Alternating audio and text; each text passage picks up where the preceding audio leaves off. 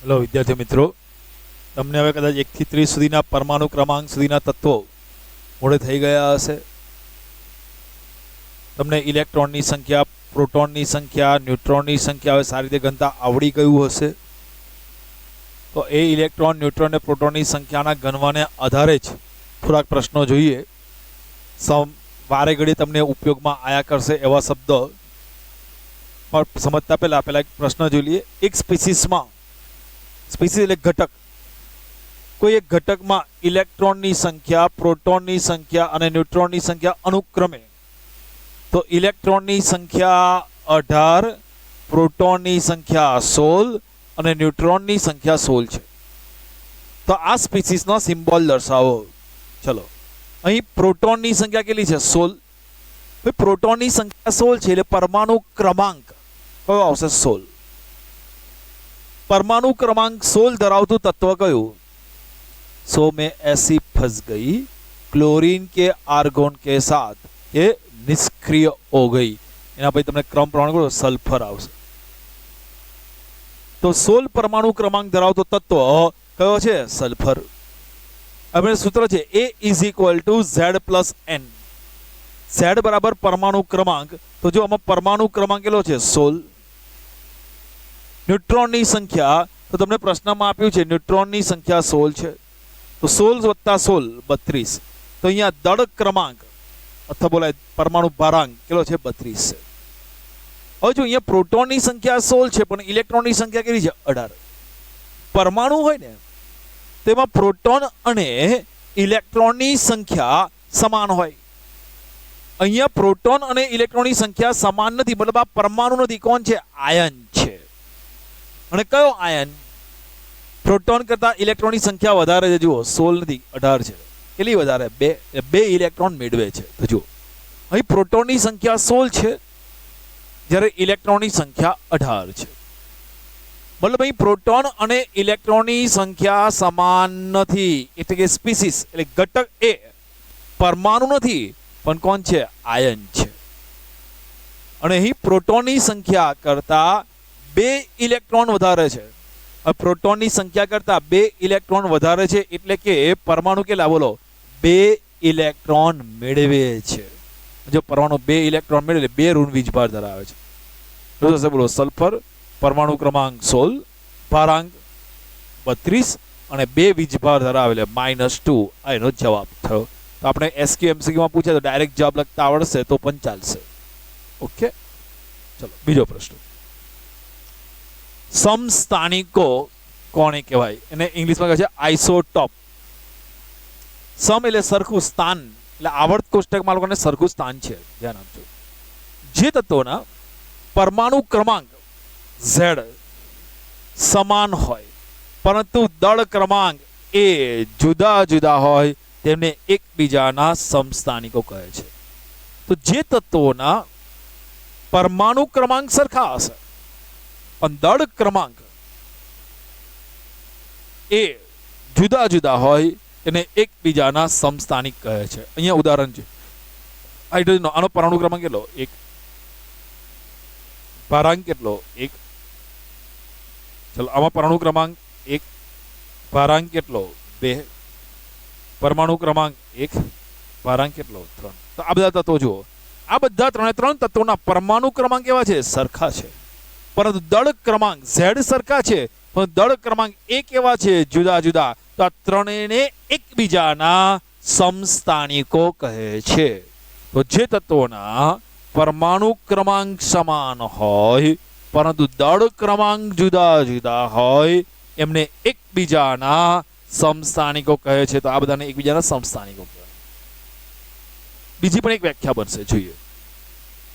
પરમાણુ ક્રમાંક 1 છે તો પ્રોટોનની સંખ્યા 1, ન્યુટ્રોનની સંખ્યા 1 - 1 0, પ્રોટોન વત્તા ન્યુટ્રોનની સંખ્યા 1 + 0 1। ચલો, પ્રોટોન પરમાણુ ક્રમાંક 1 તો પ્રોટોનની સંખ્યા 1, न्यूट्रॉन की संख्या 2 मांथी 1 जाए तो 1, 1 + 1 2। प्रोटॉन की संख्या 1, न्यूट्रॉन की संख्या 3 मांथी 1 जाए तो 2, टोटल 3। તો સમસ્થાનિકોમાં જુઓ પ્રોટોનની સંખ્યા સમાન હોય છે પણ ન્યુટ્રોનની સંખ્યા કેવી હોય? જુદી જુદી. તો સમસ્થાનિકોમાં યાદ રાખજો ન્યુટ્રોનની સંખ્યા જુદી જુદી હોય છે. તો સમસ્થાનિકોમાં પરમાણુ ક્રમાંક સરખા, દળ ક્રમાંક જુદા જુદા. બીજા શબ્દોમાં કીધું પ્રોટોનની સંખ્યા સમાન પરંતુ ન્યુટ્રોનની સંખ્યા કેવી હોય? જુદી જુદી હોય છે. બીજું એક એક્ઝામ્પલ જોઈએ. ઉદાહરણ, ઓક્સિજનનો પરમાણુ ક્રમાંક 8, દળ ક્રમાંક કેટલો? 16. પરમાણુ ક્રમાંક 8, દળ ક્રમાંક કેટલો? 17. પરમાણુ ક્રમાંક કેટલો? 8, દળ ક્રમાંક કેટલો? 18. તો આ ત્રણે ત્રણ જુઓ, પરમાણુ ક્રમાંક Z સમાન છે પણ દળ ક્રમાંક A આ ત્રણે ત્રણના કેવા છે? જુદા જુદા. તો આ ત્રણે ત્રણને એકબીજાના સમસ્થાનિકો કહેવામાં આવે છે. તો જેના પરમાણુ ક્રમાંક Z સમાન હોય પરંતુ દળ ક્રમાંક A જુદા જુદા હોય તેમને એકબીજાના સમસ્થાનિકો કહે છે. બધા એકબીજાના સમસ્થાનિકો છે. હજુ પ્રોટોનની સંખ્યા, આનો પરમાણુ ક્રમાંક 8 તો પ્રોટોનની સંખ્યા 8. આનો પરમાણુ ક્રમાંક 8 તો પ્રોટોનની સંખ્યા 8. આનો પરમાણુ ક્રમાંક 8 તો પ્રોટોનની સંખ્યા 8. ન્યુટ્રોનની સંખ્યા 16 માંથી 8 જાય તો 8, 17 માંથી 8 જાય તો 9, 18 માંથી 8 જાય તો 10. તો સમસ્થાનિકોમાં જેમાં પ્રોટોનની સંખ્યા સમાન હોય પણ ન્યુટ્રોનની સંખ્યા જુદી જુદી હોય એને એકબીજાના સમસ્થાનિકો કહે છે. તો સમસ્થાનિકોમાં ન્યુટ્રોનની સંખ્યા છે જુદી જુદી. એક જોઈ લઈએ ઇલેક્ટ્રોનની સંખ્યા.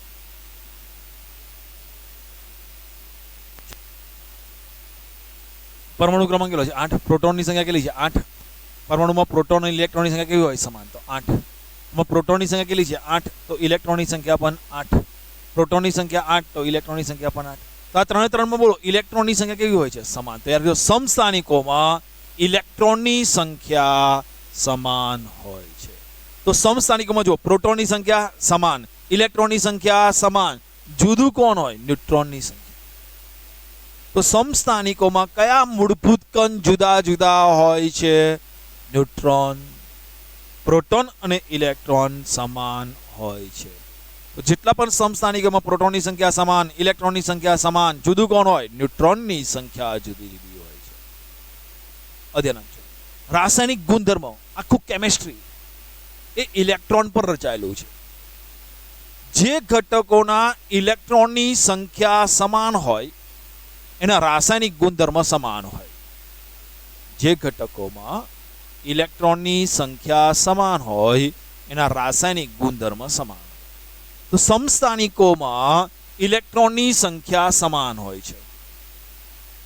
તો રાસાયણિક ગુણધર્મ ઇલેક્ટ્રોનની સંખ્યા પર આધાર રાખે છે અને સમસ્થાનિકોમાં ઇલેક્ટ્રોનની સંખ્યા સમાન હોય છે. આથી યાદ રાખજો સમસ્થાનિકોમાં રાસાયણિક ગુણધર્મ સમાન હોય છે. તો સમસ્થાનિકોમાં રાસાયણિક ગુણધર્મ સમાન હોય છે. આમાંથી ટ્વિસ્ટ કરીને પ્રશ્ન પૂછે તો બે વસ્તુ યાદ રાખજો. એક, સમસ્થાનિકોના રાસાયણિક ગુણધર્મ સમાન હોય છે. શા માટે? તો સમસ્થાનિકોમાં ઇલેક્ટ્રોનની સંખ્યા સમાન હોવાથી તેના રાસાયણિક ગુણધર્મ સમાન હોય છે. સમસ્થાનિકોમાં કયા મૂળભૂત કણો જુદા જુદા હોય છે? તો ન્યુટ્રોનની સંખ્યા જુદી જુદી હોય છે. તો આના આધારિત પ્રશ્ન પૂછે તો આવડશે.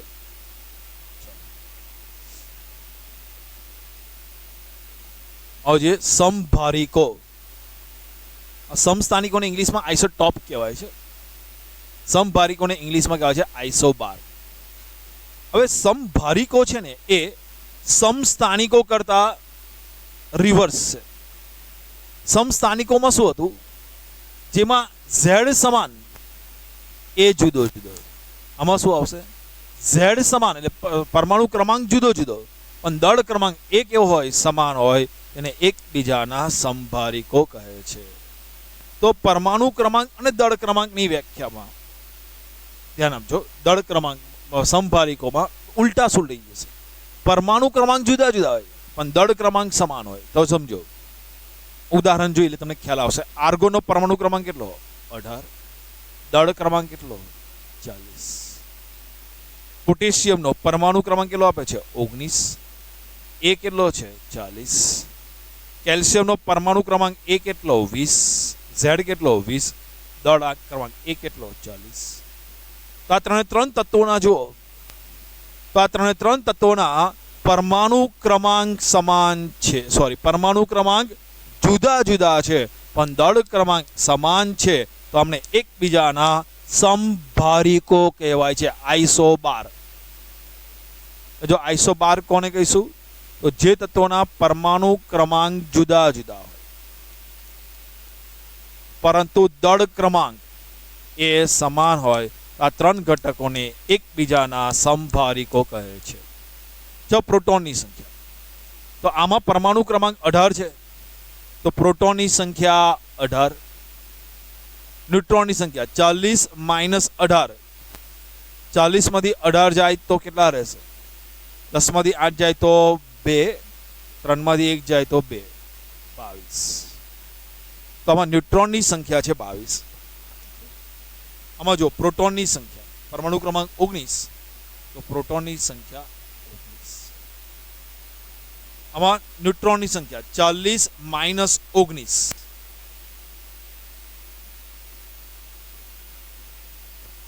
આમાં જુઓ પ્રોટોનની સંખ્યા 20, પરમાણુ ક્રમાંક 20 એટલે પ્રોટોનની સંખ્યા 20. ન્યુટ્રોનની સંખ્યા 40 માઇનસ 20. તો જો સમભારિકોમાં પ્રોટોનની સંખ્યા કેવી હોય? 18, 19, 20 જુદી જુદી. ન્યુટ્રોનની સંખ્યા 22, 21, 20 જુદી જુદી. પણ પ્રોટોન અને ન્યુટ્રોનની સંખ્યાનો સરવાળો 18 વત્તા 22, 19 વત્તા 21, 40, 20 વત્તા 20, 40.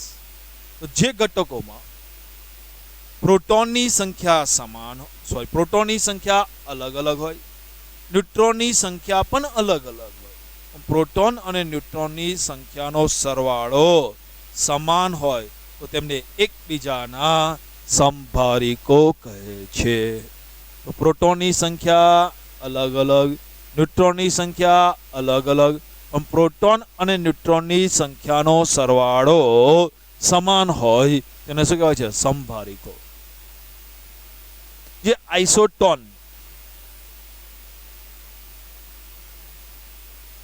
તો હવે જુઓ પેલા આઈસો ટોપમાં શું હતું? સમસ્થાનિકોમાં પરમાણુ ક્રમાંક સરખા, ઝેડ સરખો એ જુદો. સમભારિકોમાં એ સરખો ઝેડ જુદો જુદો. આમાં એ અને ઝેડ બંને જુદા જુદા. તો આઈસોટોન કોને કીધું? જે તમારા પરમાણુ ક્રમાંક અને દળ ક્રમાંક બંને જુદા જુદા હોય પણ ન્યુટ્રોનની સંખ્યા સમાન હોય તેમને એકબીજાના આઈસોટોન કહેવામાં આવે છે. તો જે તમારા પરમાણુ ક્રમાંક અને દળ ક્રમાંક કેવા હશે? જુદા જુદા. સમજો પરમાણુ ક્રમાંક, એનો પરમાણુ ક્રમાંક કેટલો છે? 16, એ કેટલો છે? 36. સમજો પરમાણુ ક્રમાંક 17, દળ ક્રમાંક એ 35, ઝેડ આમાં 18, એ 38, આમાં ઝેડ 19, એ 39, ઝેડ બરાબર 20, એ બરાબર 40. તો જો આ બધા ઉદાહરણ લખ્યા છે એ બધા ઉદાહરણના પરમાણુ ક્રમાંક કેવા છે? જુઓ જુદા જુદા, 16, 17, 18, 19, 20. એ કેવા છે? જુદા જુદા. તો ઝેડ જુદા જુદા, એ જુદા જુદા. ન્યુટ્રોનની સંખ્યા જુઓ 36 માઇનસ 16, 20, 35 માઇનસ 17,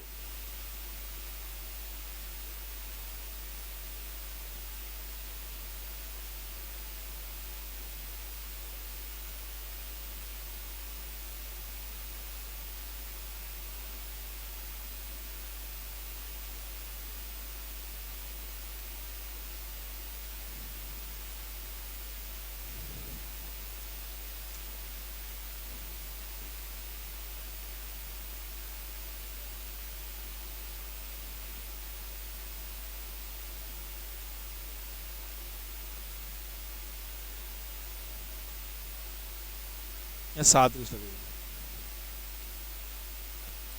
तो Cl 37 minus 17 20, 38 minus 18 20, 39 minus 19 20, 40 minus 20 20. तो जो Z केवा जुदा जुदा, ए केवा जुदा जुदा, पर न्यूट्रॉन की संख्या जो आ बधा घटकों में न्यूट्रॉन की संख्या केवी छे? समान. તો આ બધાને એકબીજાના આઇસોટોન કહેવામાં આવે છે. તો જેમાં ઝેડ અલગ અલગ, એ અલગ અલગ, પણ ન્યુટ્રોનની સંખ્યા સમાન હોય તો એને એકબીજાના શું કહેવાય છે? આઇસોટોન. હવે બીજો એક શબ્દ આવશે આઇસો ઇલેક્ટ્રોનિક.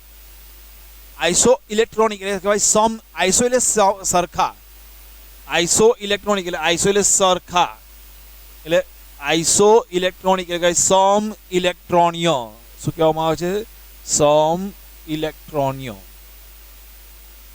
તો જે ઘટકોમાં ઇલેક્ટ્રોનની સંખ્યા સમાન હોય તેને સમ ઇલેક્ટ્રોનિય કહેવામાં આવે છે, આઇસો ઇલેક્ટ્રોનિય કહેવામાં આવે છે.